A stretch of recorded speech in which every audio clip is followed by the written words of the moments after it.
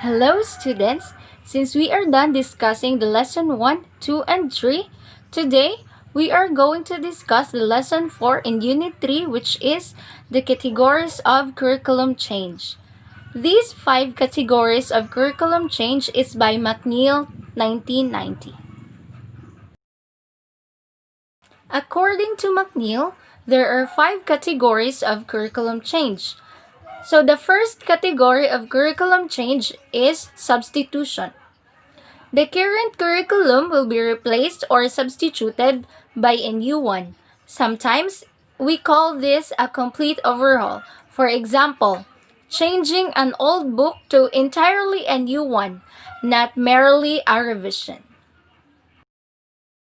The second category of curriculum change is alteration. In alteration, there is a minor change to a current or existing curriculum. For example, instead of using a graphing paper for mathematics teaching, this can be altered by using a graphing calculator. The third category of curriculum change is restructuring. Building a new structure would mean a major change or modification in the school system, degree program, or educational system.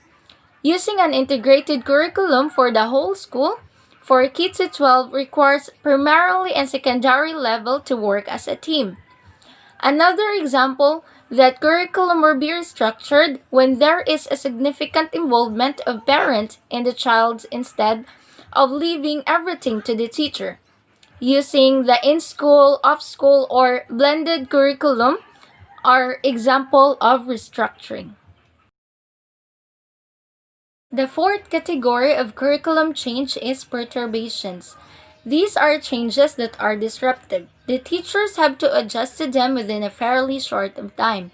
For example, the principal changes a time schedule because there is a need to catch up with the national testing time, or the dean shortens the schedule to accommodate unplanned extracurricular activities. Another example for this is when during our elementary and secondary days, we used to have this Saturday class, which is we need to attend because it is for us to complete the school calendar. The fifth category of curriculum change is value orientation. To McNeil, this is a type of curriculum change. Perhaps this classification will respond to shape the emphasis that the teacher provide, which are not in the vision or mission of the school, or vice versa. For example, new teachers that are recruited in a religious school give emphasis on academic and forget the formation of values of faith. Need a curriculum value or orientation. Likewise, all teachers in public school undergo teacher induction program, which is a special curriculum for newly hired teachers. Regardless of the kind of change in curriculum and implementation, the process of change may contain 3 important elements. As a process, curriculum implementation should be developmental, participatory, and supportive. It should be developmental in the sense that it should develop multiple perspectives, increase integration, and make learning autonomous. Create a climate of openness and trust, appreciate and affirm strength of the teachers.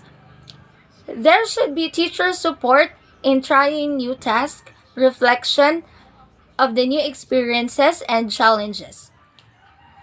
There are simple stages in the developmental change process for the teacher. First is orientation and preparation. The initial use is very mechanical and routinary. However, as the skills are honed and mastery of the routine is established, refinement follows. This means adjustments are made to better meet the needs of the learner and achieve the learning outcomes. In these steps, there will be continuous reflection, feedback, and refinement. For curriculum implementation to succeed, it should be participatory, especially because other stakeholders like peers, school leaders, parents, and curriculum specialists are necessary. Characteristics of teacher styles: commitment, willingness to change, skills, and readiness to critical implementation. These should be copied with organizational structure, principal style, student population characteristic, and other factors. Trust among key players should be also sought, as this is a positive starting point. Involvement and participation encourage sense of ownership and accountability. Participation builds a learning community, which is a very necessary in curriculum implementation. Supportive curriculum implementation is required in the process of change. Material support like supply, equipment, conducive learning environment like classrooms and laboratories should be made available. Likewise, human support is very much needed. The school leaders or head should provide full school or institutional support in the implementation of the new curriculum. They too have to train to understand how to address curriculum change as part of their instructional as well as their management function. Time is an important commodity for a successful change process. For any innovation to be fully implemented, period of 3 to 5 years to institutionalize a curriculum is adjusted. Time is needed by the teachers to plan, adapt, train, or practice, provide the necessary requirements, and get support.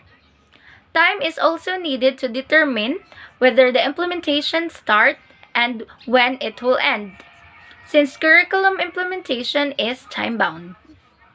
Support from peers, principals, and external stakeholders will add to the success of the implementation. When teachers share ideas, work together, solve problems, create new materials, and celebrate success, more likely that curriculum implementation will be welcome. There you have it for our lesson 4 in Unit 3. I hope you learned something today. Thanks for watching and good day.